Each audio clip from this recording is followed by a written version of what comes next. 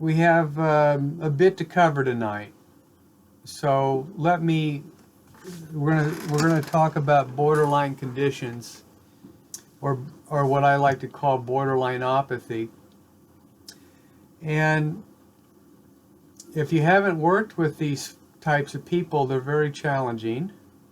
There's a massive amount of literature on the topic.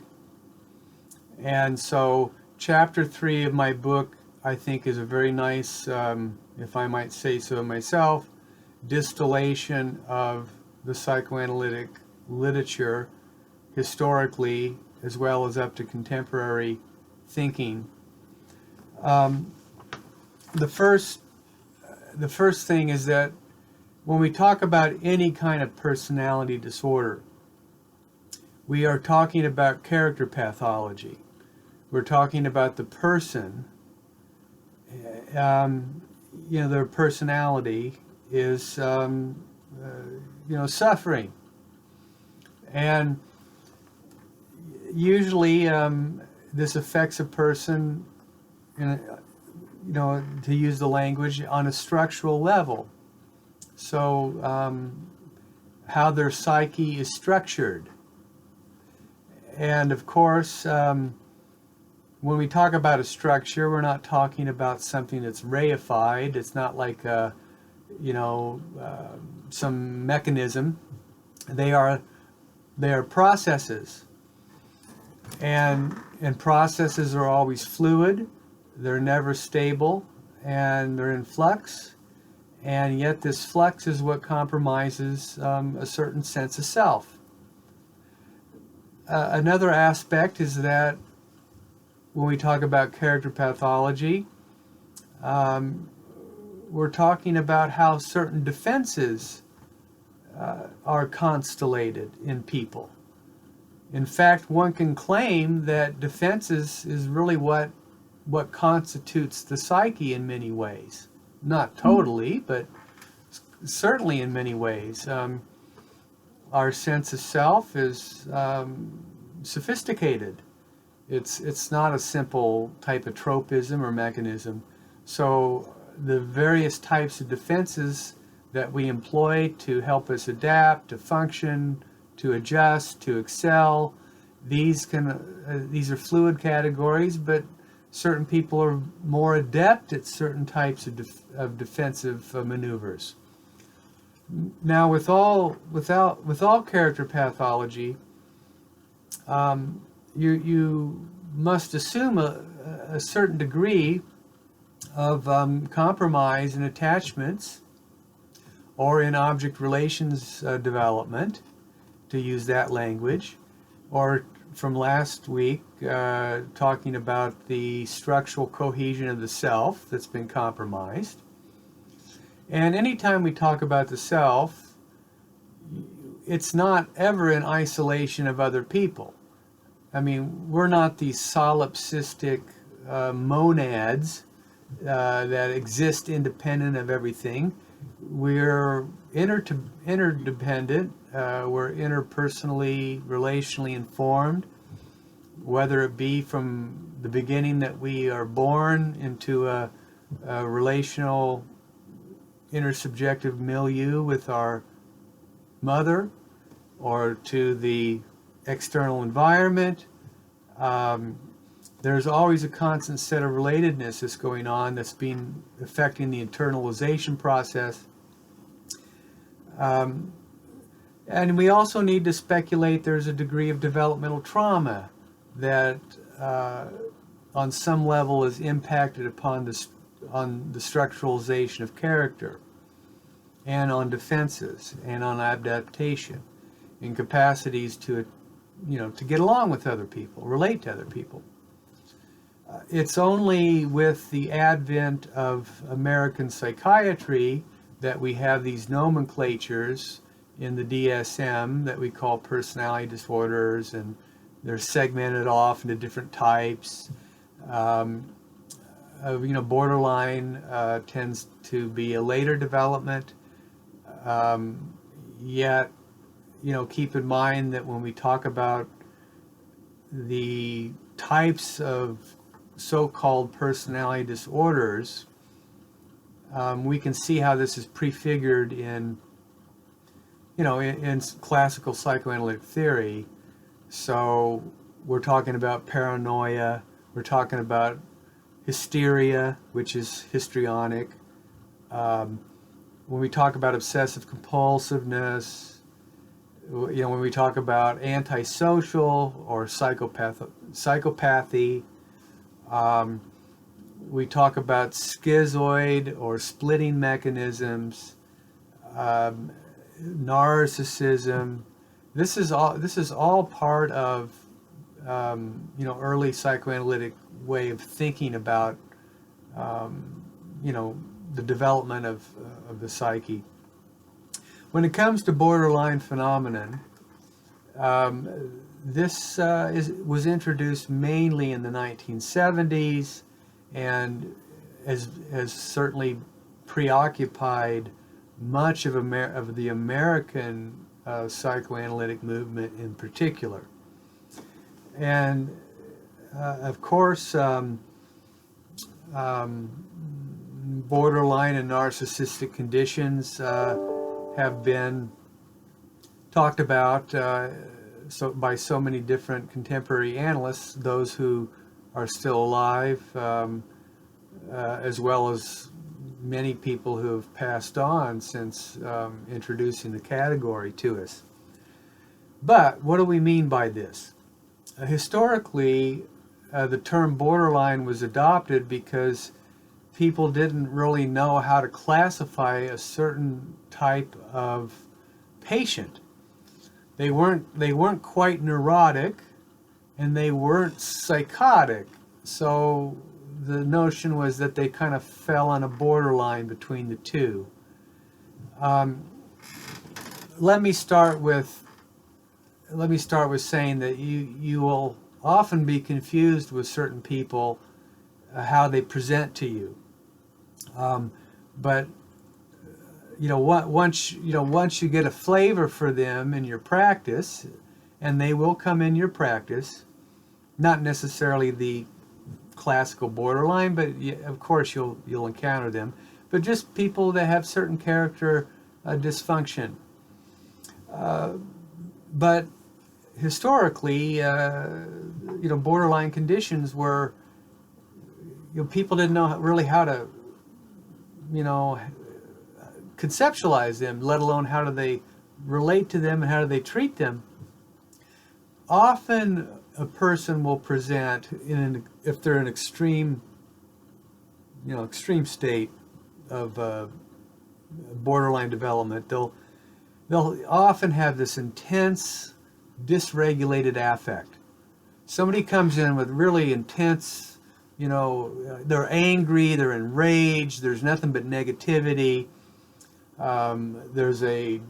Of course, this fits all kinds of clients. This is why you have to be very careful in not jumping the gun, but letting, clinical phenomenon develop, the context and everything. Over time is when you're going to probably start making these diagnostic considerations.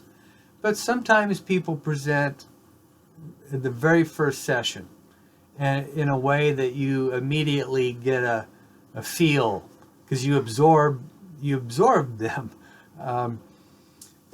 They can be quite volatile emotionally, but they might not present themselves that way to you at first. Or over time, the minute that you've misperceived what they said, you didn't mirror them exactly the way they want, they might get angry at you, they might devalue you, things like that. Sometimes people have this overly dramatic, lugubrious presentation or gesticulations about them. Let me give you an example. I meet a person for the first time. They come in the office. I remember this quite specifically, and it was a cop. And so, don't know anything about her. She comes in and never met me, introduce, have her sit on the couch, meaning the chaise lounge here. And she immediately just starts to bawl her head off. And I mean, not like a sad bawl or I'm depressed and, in a great deal of emotional pain, but this feeling that I'm putting on an act, like a clown at a stage, that type of thing. And of course, over time, I came to view her more in this kind of category. So some people can just start sobbing like that. That seems to be out of context. Or they can be detached, like an emotionless machine or object in front of you, or blunt, or horribly compartmentalized. Or they can be quite dissociative.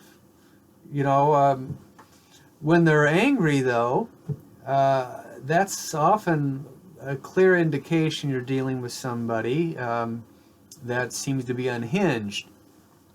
I mean, even when people start screaming, and this has happened, and this will happen, providing the context, it's important. Who starts screaming at you in your own private, office? Well, obviously, this is an individual who has a very difficult time regulating their affect.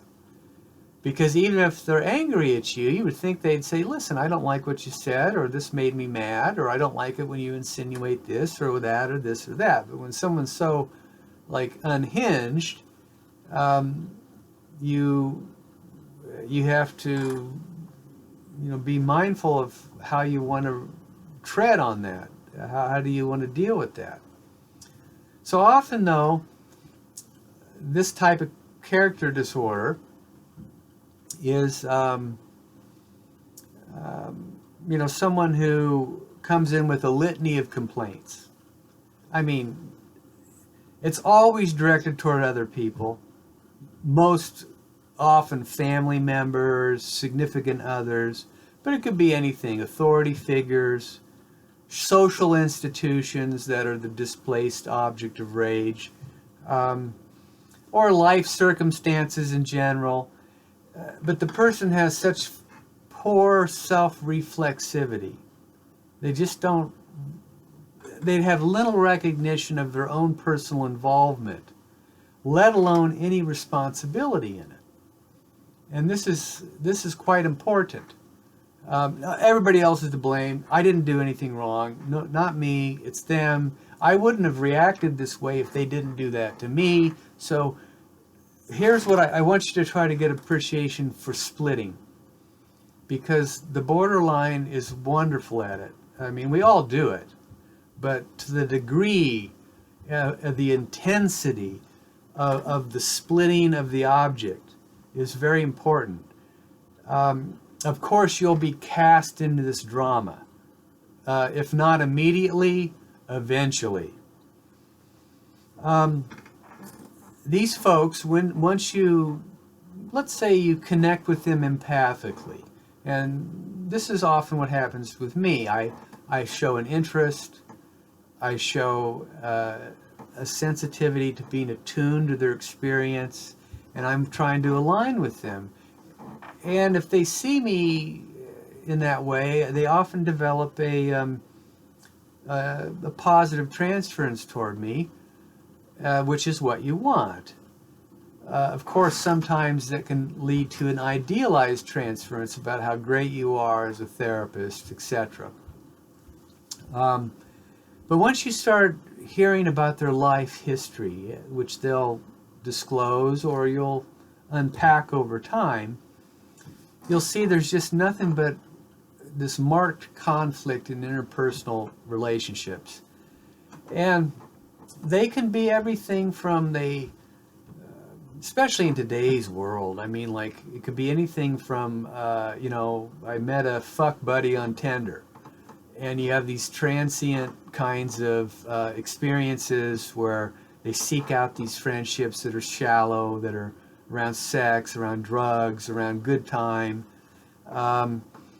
and they're often intense and dependent, and there might be this notion that a need to manipulate the other, and there's this feeling of neediness or demandingness, which of course then leads to devaluation.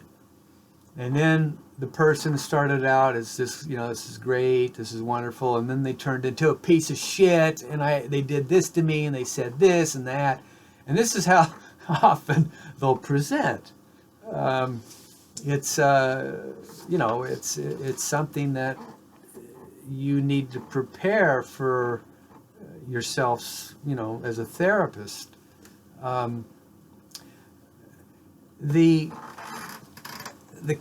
a continuum in many ways of the borderline presentation, and I'll talk a bit about what some of the literature has identified, but I just want to distill a few more thoughts before I open it up.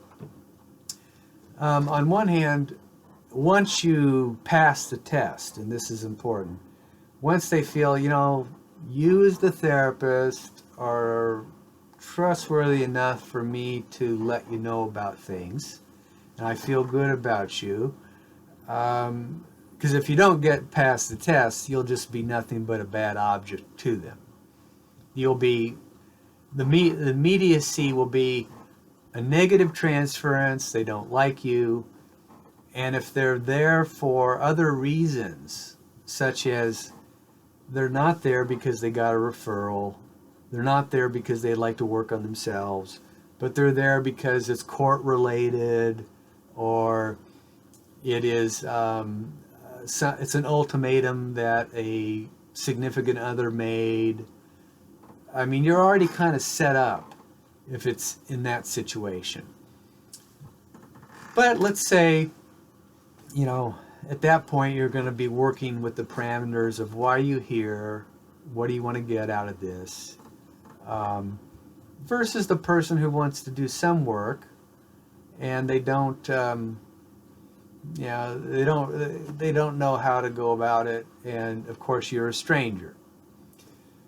If you show some empathy, show some interest, show some empathic attunement, being connected with them, mirroring them, they're often then going to like you. If they like you as a person, then they'll start opening up.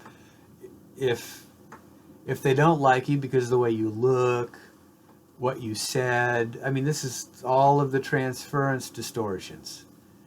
And believe me, you are going to experience all kinds of distortions about what was said or conveyed or communicated, because they're going to view you in a certain way. In many ways, the notion of an objective fact doesn't exist with this kind of population. But let's say they like you, they feel connected enough, meaning you pass the test enough for them to come. And then they grow to like you, have a genuine feeling for you over time. But often they will present as very disturbed. I don't know who I am. I don't know what I want. Very confused or very ambivalent in their self-representations. They have what's often referred to as an identity diffusion in the field. Very fluid boundary about their identity. And depending upon their age, of course, if it's in adolescence, I mean, that's even, more common. But there's often a lot of superficial identifications with people. And to the degree that there's over-idealizations of the other, that don't deserve that kind of over-idealization. And it could be friends, it could be things that they identify on their social media and stuff like that. But the real test here is looking at their life histories. So you really don't want to jump to a conclusion unless you know something about what they've gone through. But their life history is very marked by these impulsive behaviors. I mean, they could be episodic acts, they could be more chronic patterns of behavior, but usually they involve some forms of aggression. They act out on other people. They have, I got into conflict here. I got in trouble, whether it be at school, home. I got arrested. I got fired from a job. I don't have friends that I keep. There might be this polymorphous sexual behavior, going from partner to partner. And of course, they do that for a lot of psychic reasons and conflicted reasons. Like, if I have sex with somebody, it might be a way for me to get some sense of, procuring affection from others, a sense of validation. Or I don't know how to bind my internal anxiety states, so sex is one thing. It could be alcohol or substance abuse. They engage in numbing behaviors in other ways, illegal activity, all kinds of self-destructiveness, including, on the extreme, forms of self-mutilation, like you've heard of the cutters. And what is that about? What is cutting about? Or people that take cigarettes and burn themselves, or body modifications, piercings, tattoos. These are kinds of attempts. They serve multiple functions, and only you would know by getting to understand your patient. But these external events, often that it shows how people have extreme difficulty modulating their internal affective environments. So sometimes patients have told me that when they hurt themselves, it's at least they can feel something. And so I'm alive when I'm cutting myself, or I feel like I feel something, rather than aggression, nothing but rage, which of course is directed on the self when you're doing this kind of self-harm. People who are very ephemeral in their outward identity. People scarring themselves with piercings or tattoos, and they might not even understand why they're doing it. Superficially they do, but there's often a lack of a meaning to these kinds of permanent statements. So that, in a nutshell, is kind of the litany, the polysymptomatic profile that you might get. Now, of course, on top of that is what I would call these clinical overlays. And the clinical overlays are major depression, trauma, generalized anxiety, substance abuse, somatization. And this is what makes it very difficult, because you've got all these symptoms that could fit a variety of different classifications of disorders. Like, how do you differentiate this from somebody who's in a bipolar state, like say a hypomanic state? How do you differentiate this from, someone who's, more of a chronic addict or a substance abuser or something like this?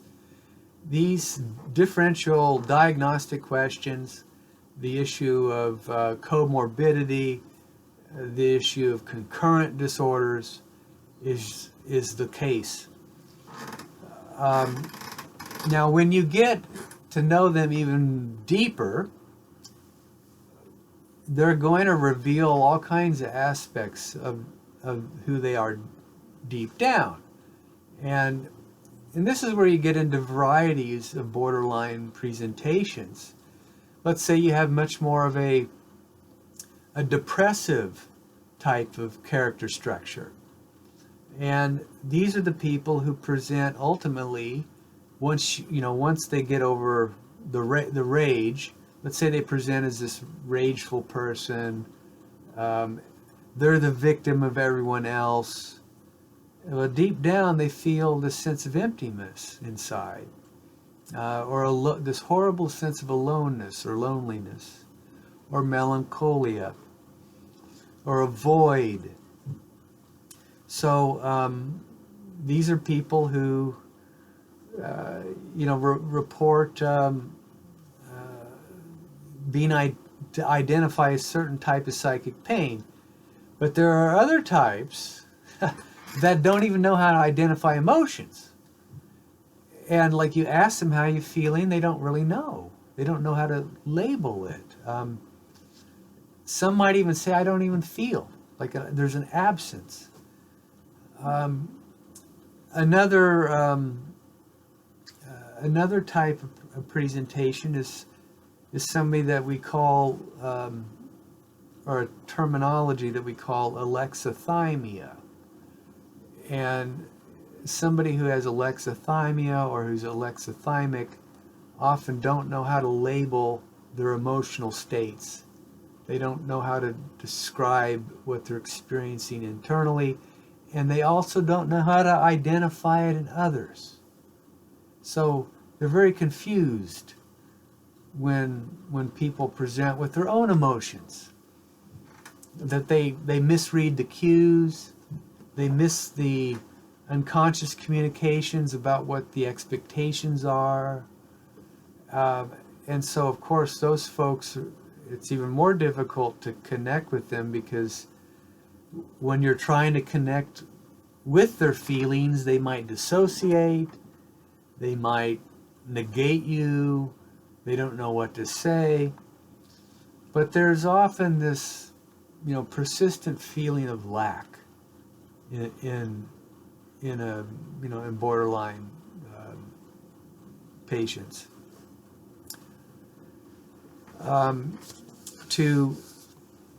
Just to finish up the segment, and then I'll open it up. If you're lucky then to get into their developmental histories, and it could be done not in a formal way, but how you just go about a conversation with them. It's like, tell me about your upbringing. What was your relationship like with your parents? Who's in your family? And often you will see these developmental histories that are marked by parental absence or separation, abandonment feelings, or neglect, abuse, and or trauma in many ways, that point towards severe deficits, whether it be in attachment, whether it be in just having an adequate home.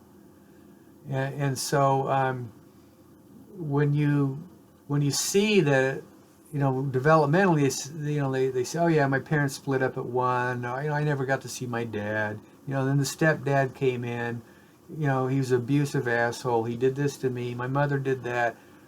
That's the borderline feel, is the litany that will be presented.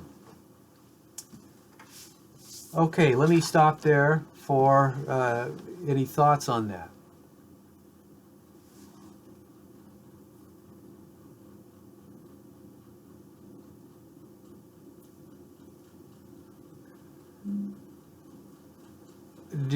To what degree do you want me to go into the chapter, the details of the chapter, like, talking about what Kernberg says, talking about what, Peter Fonagy says, or would you just want to dialogue about this patient? Do you want me to talk about my patients in the past who I've seen? Talking about patients would be great, particularly, and I know the next chapter addresses it, but what do you do? I have a patient right now who needs to cut, and she is the only emotion she can feel is anger, and she has a very hard time mentalizing. She cannot, the only thing she can ever say is that she's angry, and I just started with her, but it's very difficult to work with her. I don't really know what to do.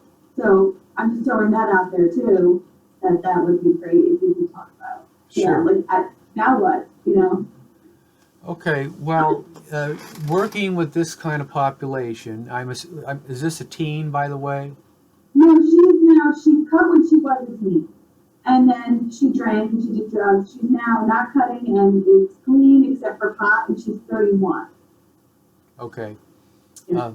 And did any of what I was flapping about there resonate with her history too? Oh yeah, are you kidding? Yeah, absolutely. So First of all, her mother, I don't know how much you want me, I can stop or I can go, but yes, it did right. Okay, so in your assessment, this patient you're working with kind of fits this category. Well, I don't know about borderline though, so I don't know if I would say she's borderline. But I'm just saying those parts of it did fit. So that's the other thing that really fit. Like the description you wrote, I highlighted in here and I was like, it's her exactly, except that there doesn't seem to be, my understanding with borderline and what you're describing tonight is that we get sort of a visceral reaction from her. Actually, you know what I'm sorry, let me go back 1 second. I would say what I sense from her is what you described in the depressive core, in the structural depletion, that's the sense. It's sort of a deadness. So okay. I never thought of that as borderline before. So if that's fit in, then yes. But that's when I was reading that section of your book, I just was like starring it. It was like, this is exactly how it feels to be with her. This is exactly how she feels. Okay. Okay, so keep in mind that that's my typology, the various types of structural impacts. If it's a useful heuristic for you, fine. It doesn't need to mean that everybody is going to be borderline, and it doesn't even mean that we have to adopt that language if we don't want. Yeah. The notion is the clinical phenomenon, and so sometimes people do like to feel like I got a better handle on this now, if they're applying diagnostic categories. Other people say what really matters is just how they present and how they come to understand themselves. So you don't have to necessarily pathologize that. But a person who's depleted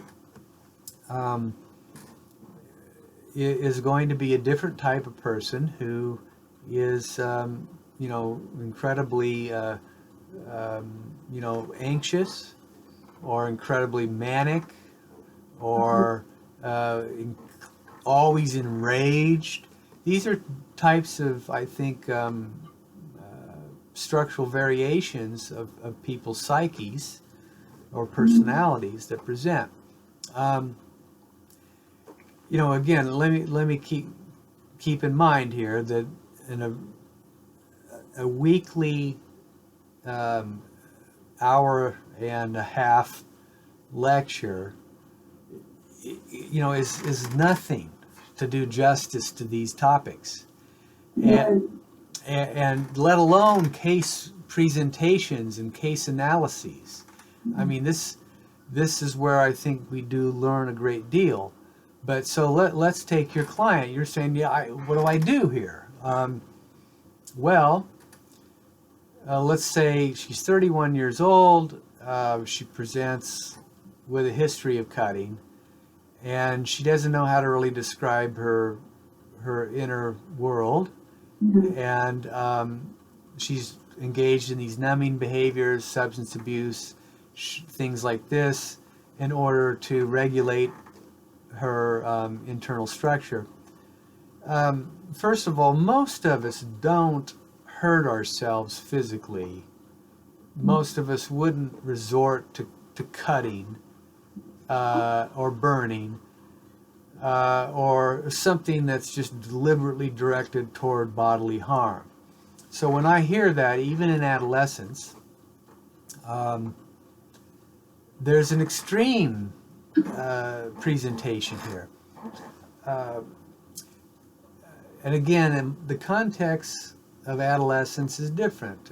They don't know how to regulate their feelings as much. So redirecting on self as a way of not really being able to identify the source of their pain or anger or frustration is one way for them to feel more in control in the moment of having a displacement on the self. But, you know, hurting oneself is certainly a problem with anger or a problem with aggression or internal destructiveness. Or destructiveness in general. I don't know what to do with it here. So some people, well, no, what I meant is that the patient, I don't know what to do with my destructiveness here. So some patients will want to act out and destruct and destroy someone else. Yeah. Others don't know how to handle their feelings about the other, so they hurt themselves instead as a way of regulating their anxiety states. What does that do to the clinician? It immediately puts the clinician in a sense of panic. I mean, like, you're probably, I don't know if this is true, but you're probably thinking, what do? I don't know how to address this issue. And the notion is, I have to do something. Me as a clinician, I have to do something. And what am I going to say, or what am I going to provide her so it helps? And that's part of the defenses that get mobilized. That the therapist is often unconsciously sucked in to the same feelings of helplessness, the same feelings of anxiety, of depletion, of rage, of dissociation, the need to get out of there, escape. I can hardly wait for the session to be over. I hope she doesn't come back. I don't like this kind of patient. I feel inept, inadequate. It's too demanding. I didn't think I knew what I was signing on to here. You know, all this stuff. With this type of person, unlike the evidence-based treatment movement, where you should be doing something, I would suggest that you don't do anything. Right.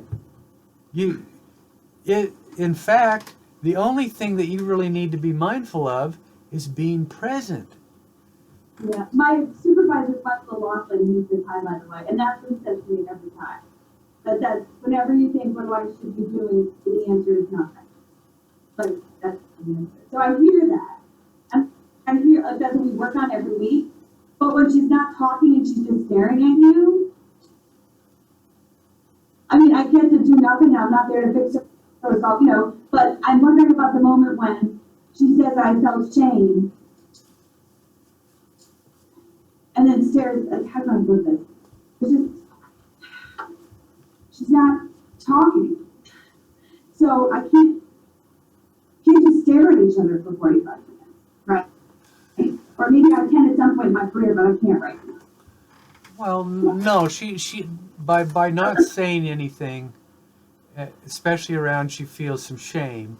Yeah. It's more, I think, about, like, I would allow someone to, you know, to sit there for a bit with the feeling, Yeah. see where they go, and at the same time, you can see that they're struggling, that I would just invite a here and now exploration of about, what are you aware of in yourself right now? And again, the here and now. If this is someone who has a deficit in having basic capacities for self-reflection on affect states, you're showing a curiosity about, like, what are they aware of in this moment? I see that you're sitting here and you're looking at me, and I get a sense that you're wanting something from me, but I'm not sure what it is. That could be another approach. That you're wanting to connect, but not putting pressure on her. Right. And it's okay if you don't really know how you're feeling in the moment. But that's why you're here, and over time, I think that you'll probably become a little bit better at this. If you're stuck, and it seems to be a natural place, I mean, again, every patient's different, I ask them what they like, or what do they think they need. Or if somebody's saying, I don't want to talk about this, then okay, I'll allow the space. I don't need to interpret any defense or resistance. They're telling me what they need. And what they're saying is, I don't feel totally safe here, so I need some space so I don't feel intruded upon. And, I often speculate in my mind. I wonder about what they're feeling.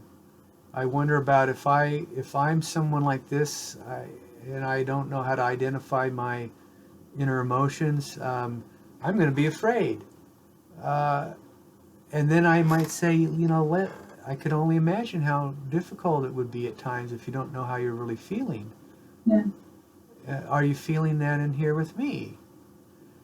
And the intent here is to show an attunement and a bridge for connecting with her. If people need to be, create distance because it's too overwhelming, then I say that's what you need. Okay. And then I say, what's it like for you just to hear that from me? Once again, there's really nothing about, we all might have like a little toolbox or something like that. Yeah, I'm trying to build that toolbox. This is helpful. Keep going with the toolbox. All right. Well, this is why having some theoretical framework is helpful. So if we say things like, what a person really needs is a feeling of safety, a feeling of being understood, or empathy, feeling a sense of attunement from the other, feeling that you feel them as a person, meaning the notion of feeling felt.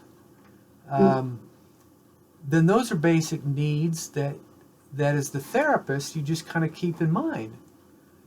So when an uncomfortable thing happens in the session, you realize that how do you make this secure again?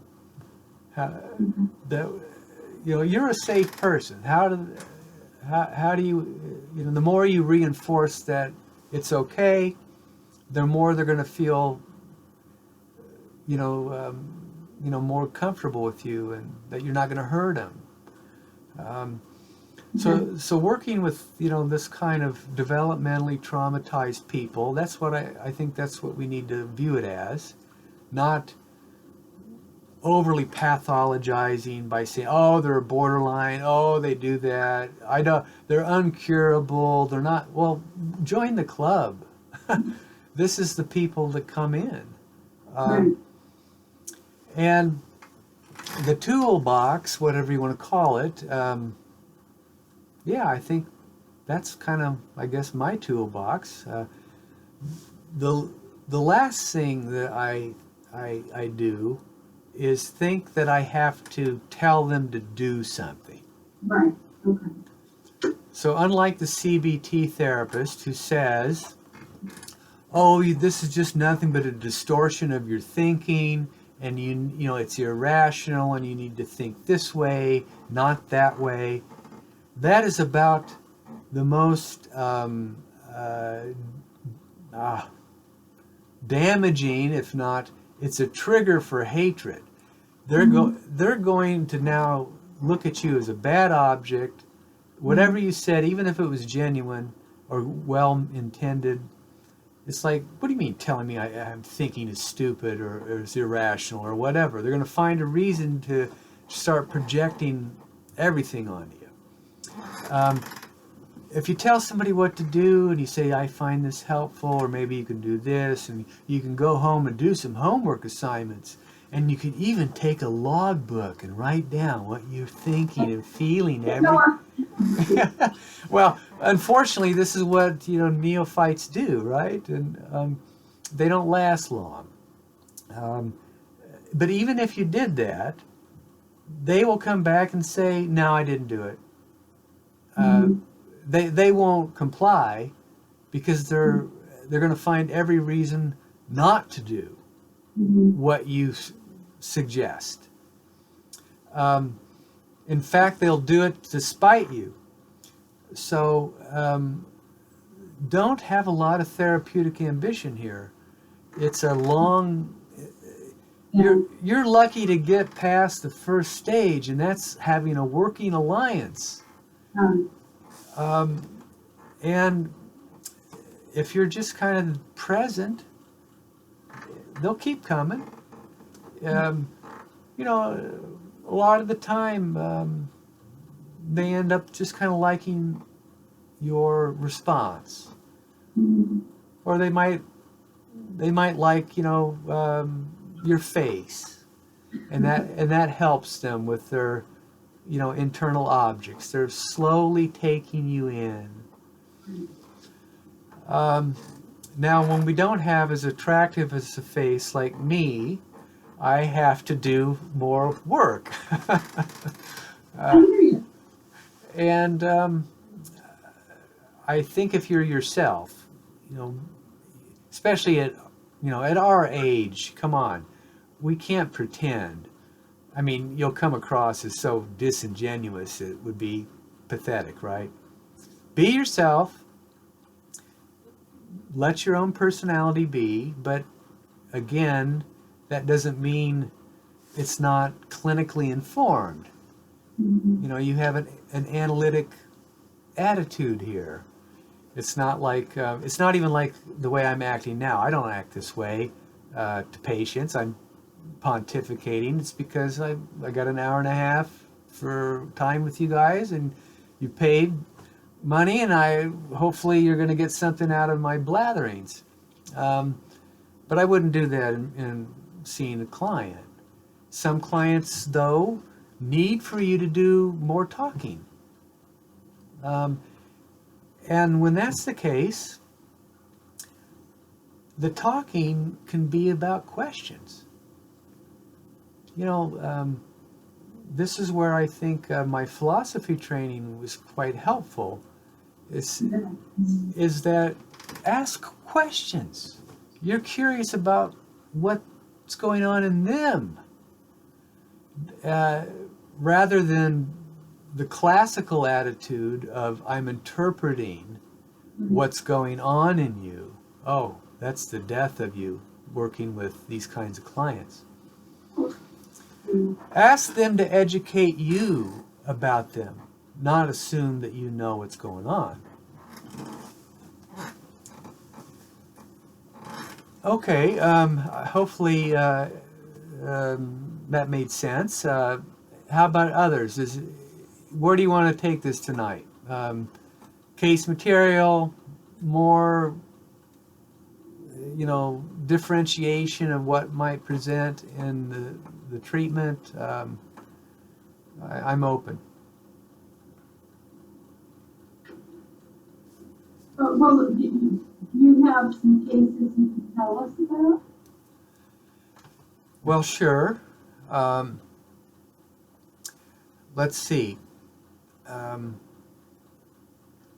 If you'd like, I'll present in a nutshell, even though I could spend a great deal of time on it. To kind of give you a feel of, of a severe case.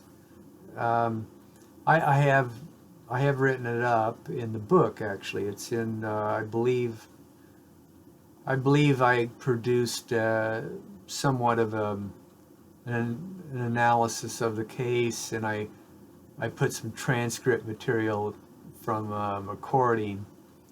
I think it's at the very end of the countertransference chapter.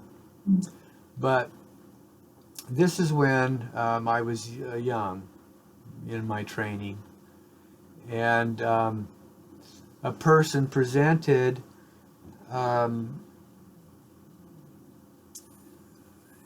I first met her. She presented as someone who was like manic, like was unrestrained in her affect, in her what had happened to her at the university. Basically, she was in it was a psychology of women's class. I guess today they'd call it feminist psychology or something.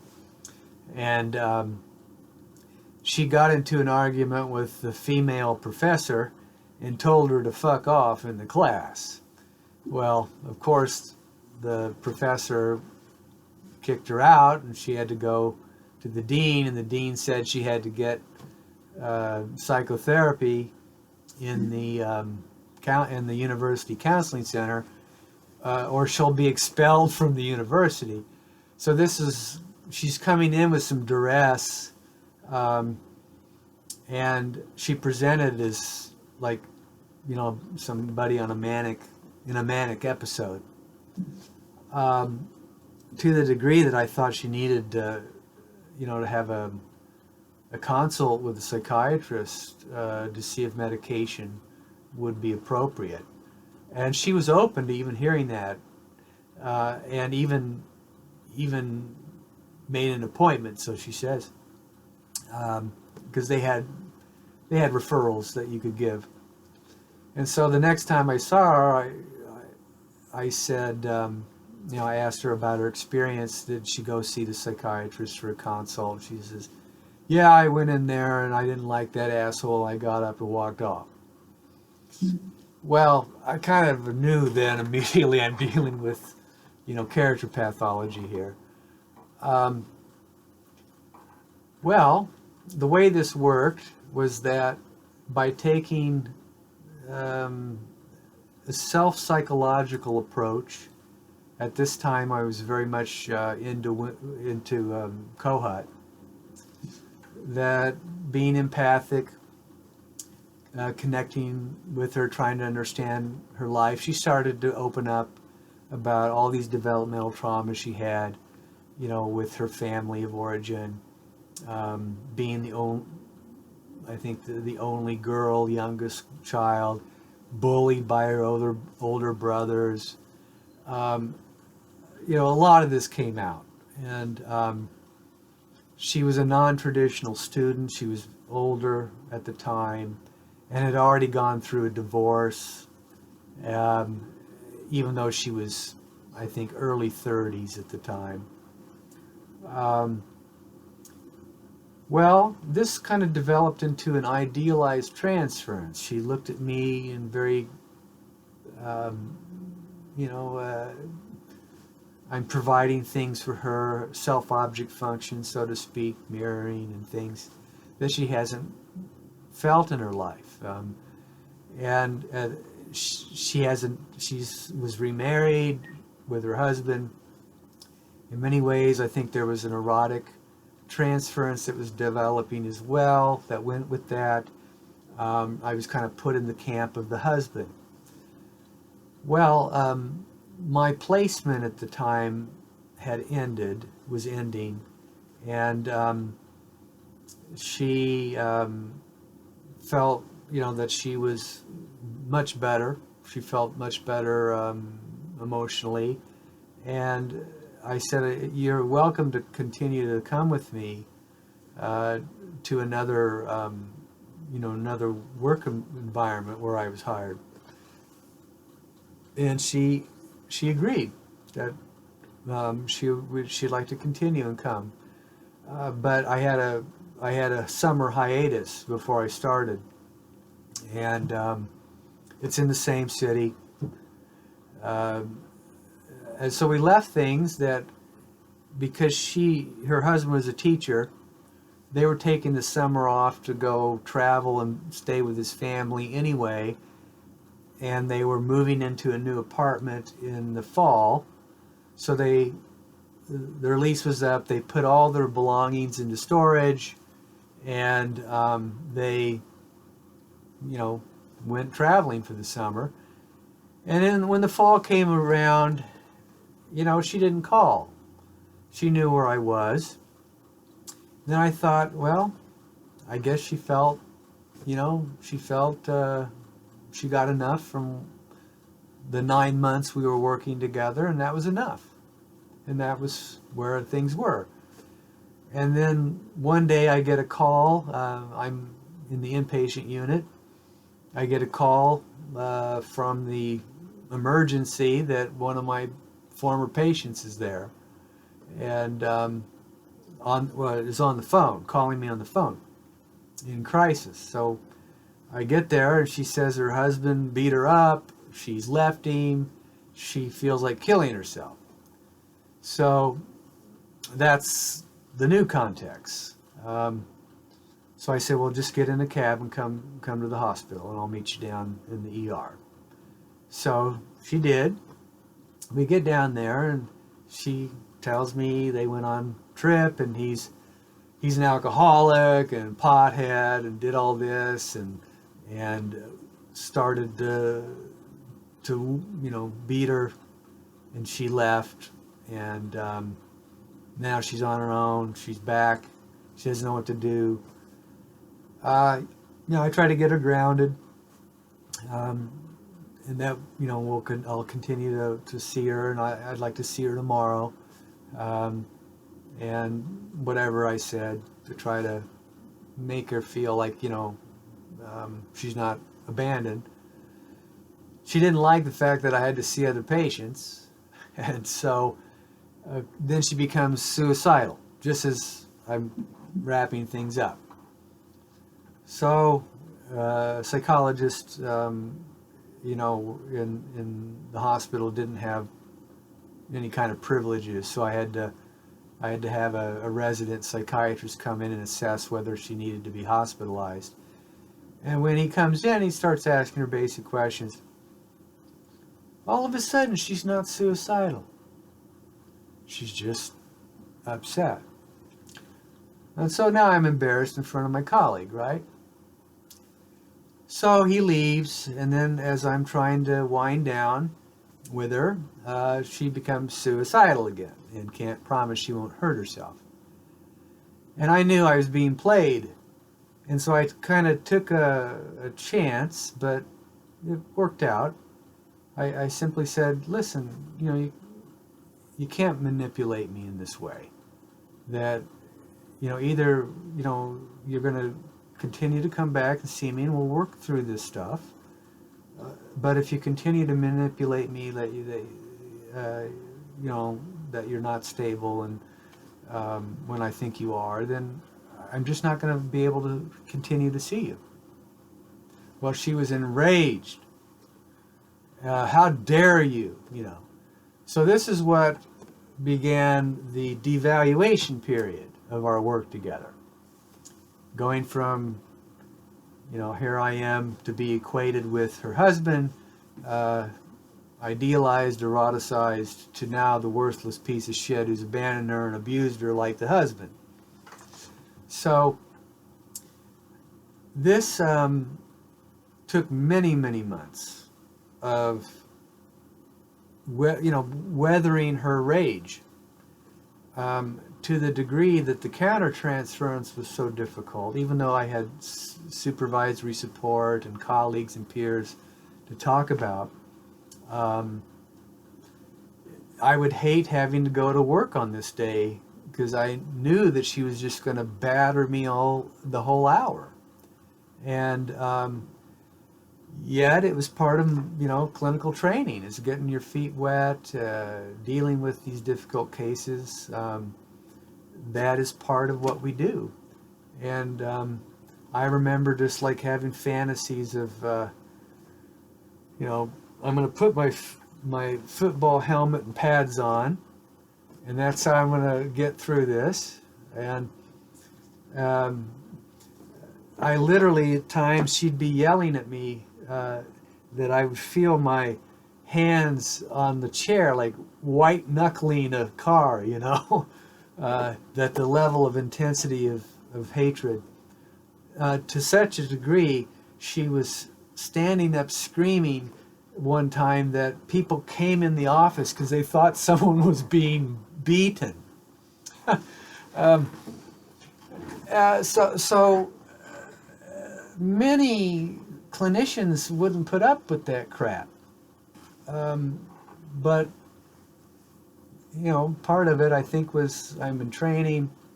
Part of it wants to be able to work with her regardless of where she's at. Other part was my own selfishness of wanting to be a better clinician, and so I'm going to stick it out. And so any kind of limits that you'd place would be tested. Very important. If this is one thing I've learned. Very important as an up-and-coming clinician, that you develop a certain treatment frame and you don't deviate from your frame. So this is the boundaries of the treatment. So that means you're to be here at this time and the session is over at this time. If you're late, then you've lost, your time, but you're not going to get anything over this time. And any attempt to try to prolong the session, delay the session, have extra special time is only going to deviate from, the boundaries that you've created. Everything from money, you haven't paid. You're at a low-fee clinic and you haven't paid. You have to pay or you can't come back. And, this you son of a bitch, whatever it may be, or let's displace it on the hospital. Well, there's nothing we can do about these things. The notion that you've leased the hour. This is, I think, what Freud said is very helpful.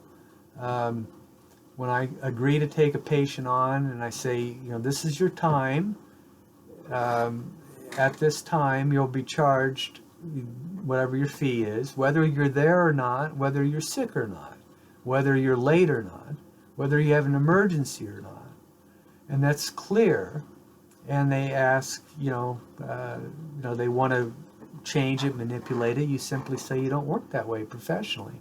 And you tell them why, can't make other people wait, or I can't give up a slot when I could see other people. Then it would, if it gets turned into, oh, you're a money grubbing son of a bitch. Well, we all have to make a living, don't we? Whatever the case may be, whatever your frame is, you want to stick by it. Today, it's a lot different because everybody expects you to respond on a text, email, phone. You see, that's why I don't have a cell phone.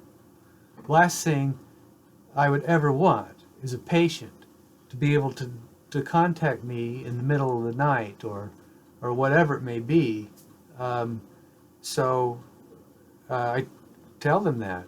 I'll respond to you the next day when I get the message or whatever.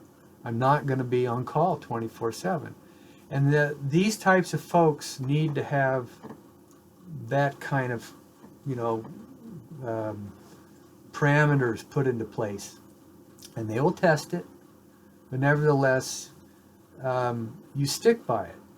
Of course, that will then fuel the rage the transference projections, but you know, you can't expect people to cater to every whim that you have at any time you want it fulfilled. That's just not the nature of reality. And then over time they see that the demands they place on others are unrealistic, and how they're being viewed. That's why they set themselves up to be unhappy. They do the very thing that they unconsciously don't want, and that is to be hated, abandoned, disliked. No one wants you because you, meaning the patient, creates that repetition compulsion. And once they see that, like, you know, you're putting yourself in, you know, the very situation that you don't want to be put in, by doing that, by acting that way, getting them to see that you have to think about other people's needs and feelings too, and that they just don't exist for your gratification. But you can't say it like that. But over time, they'll come to realize that what they're doing to contribute to their own malaise. So in this situation, we had gone through a devaluation period, you know, to the extreme. I mean, never had a patient this volatile. I mean, but looking back at it, the minute I started to become less defensive myself, trying to have an empathy for their own suffering and trying to communicate that and put my own hurt aside, my own defensiveness aside, my countertransference, then we had a reparation. So we could find a way of reconnecting, and in the end, we worked toward a termination period because I got another job and I was leaving the city. I was moving, so there's no way she could have followed me. And it ended, I felt, well for someone like this.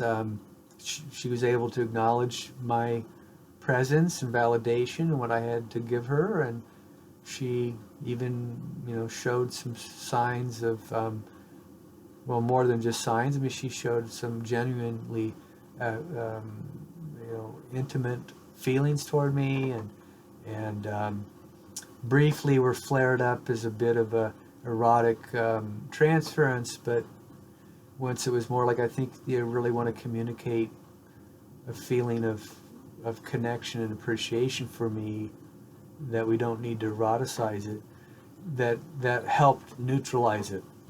And in the end, I offered her to be transferred to another therapist. She felt that we had done such good work together that she couldn't possibly start over with someone new. She had given me a gift, and I wish I could say, oh, that was a great treatment and everything, but it turns out about a year later, I get a call from the clinic director saying that this woman's, you know, threatening the clinic and demanding to know where I am, and you know, enraged, and, you know, and all of this. So the reality is that if you connect with someone with such structural deficits and work with them over time, it's likely that they'll get better. But in all likelihood, people like this will bolt from treatment. They'll flee. They won't stick it out. Very difficult to work with these kinds of people because they've suffered so much, and their level of rage and even entitlement is that they destroy these types of relationships. And I'm in many ways, I'm just telling you how it is my pessimistic self. So maybe one shouldn't get overly ambitious with these cases. So that's why earlier, Lorraine, I was saying you don't have to do anything. I think, I don't know if that was useful to hear, but if that helps connect to like an overall picture. Yes. You know. That would help. You take the theory and you attach something. Yeah. I think you know, as you'll be reading about this, you'll be presented with cases like this, maybe not nearly as extreme. You know, if you look at, again, this is on a continuum, so you have more milder forms. Sometimes you'll have people that they'll get a kick out of coming to see you just to make your life miserable because you are the whipping boy. You know, you're the bad object that they could hardly wait to pillory, and it's very unhealthy because in real life, of course, when someone is you know, mistreating you, you would say, "I don't like you. Get out of my face. I don't want to talk to you." Well, that's what happens, right? They set up conflict wherever they go, or they smell it out, they sniff it out, they see it in you, they anticipate it's going to come from you, even though it's a projection. But what happens if then your countertransference is such as that you're not going to take this bullshit, and you start to confront them or start to form some kind of dance? Then it can escalate, and that's why I think another thing I learned is that you're going against your own nature being a therapist.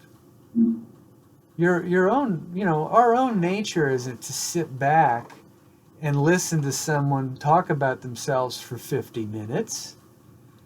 Your nature is that you want to get in there and talk to, and you don't want to be just sit, you know, that not only that, when someone provokes you, you often respond. Here, you have to mute,